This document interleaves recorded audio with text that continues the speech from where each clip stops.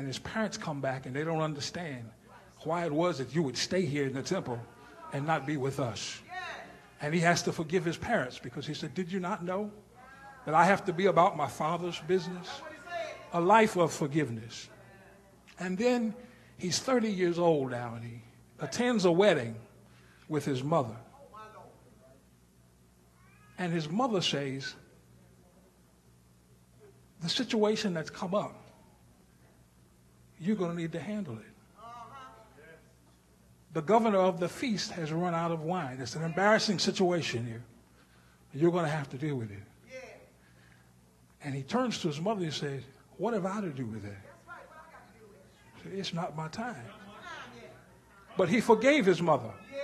And he went ahead and called for the water pots, filled them up, and said, take it to the governor. I really would prefer my first miracle to be on something other than wine, but I'm going to forgive my mother and go ahead and turn this water into wine.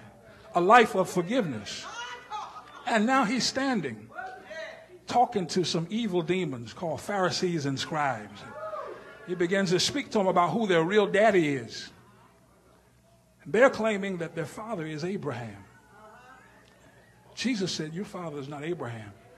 Your father is the devil. He said, if your father were Abraham, you would know who I am. He said, but because before Abraham was, I am. And they picked up stones to throw at him, and God allowed him to escape out of town. He forgave him. He just left the scene. He moved on. Kept on moving. A life of forgiveness.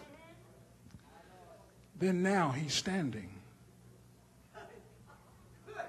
This same Jesus.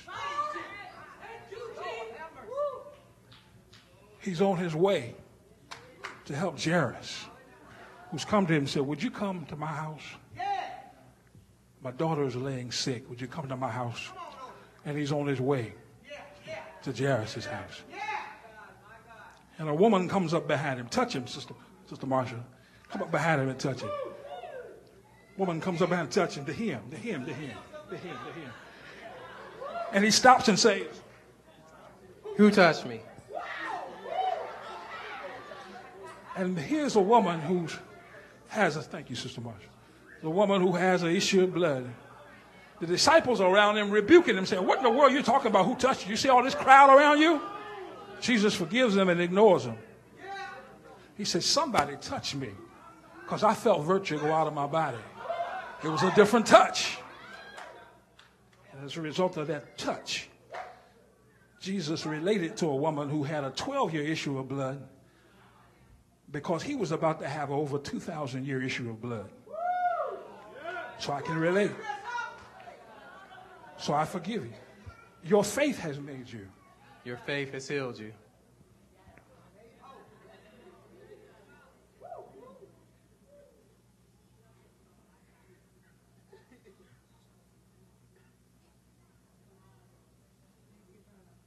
Same Jesus.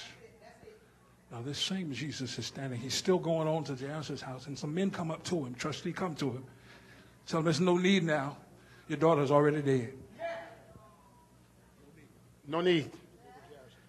No need to go to Jairus' house because his daughter's already dead.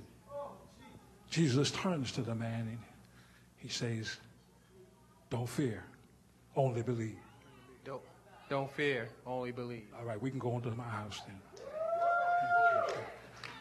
He gets to the house and he goes in and he finds Jairus' daughter there, and there's a funeral atmosphere there. They've hired people to come and play pipes and to moan and just groan and cry and to weep and set the atmosphere. We've been to quite a few funerals here lately, so you all got the idea of what the spirit is in the atmosphere. Jesus says to them, the child is not dead, she's only asleep. The child is not dead, she's only sick. Only sleep. And they begin to laugh at her. Y'all laugh real quick. Jesus takes Peter and John. They go on into the house. Jesus forgave them. Takes Peter and John and goes on into the house and lays hands on the young child. Talitha Kuma. The daughter rises. She gets up and begins to serve them. Jesus said, feed this child something to eat, because she's now well. And I forgive all of you who doubted me, but the child is well. Now they've gathered enough evidence, they think, and they've gotten inside on the disciples' realm. They found a man named Judas. Judas is upset with the master over some stupid things. Stupid things. Judas is not in the inner circle, but he's on the list. He's the last disciple listed that Jesus found. Judas goes and talks to the scribes and the Pharisees and says, how much will you give me for him? How much will you give me for? How much will you give me? 30 pieces of silver.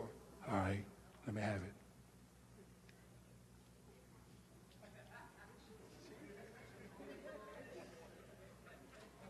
And for 30 pieces of silver, he plots and he watches and he says to the scribes,